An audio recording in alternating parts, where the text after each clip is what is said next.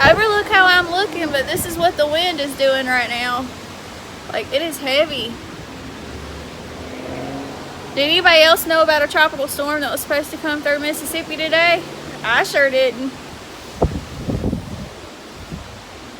I mean, it feels good, but the wind is something serious.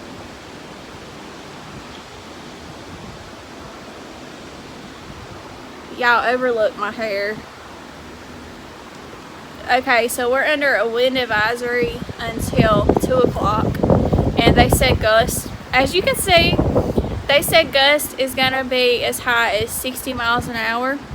So we've got Tropical Storm Olga coming through us right now. And it just formed in the Gulf of Mexico yesterday, and it's just now coming through. So you see the effects, and it's only a tropical storm. It's not a hurricane or anything like that. But I did want to show you what my hair was doing, because I was like, you know what, I'm gonna let y'all see this, because this storm was unexpected and it just popped up out of nowhere. And once again, the wind is about to pop up. There it goes. When I first come out here, I thought it was going to blow me away because it was blowing so hard.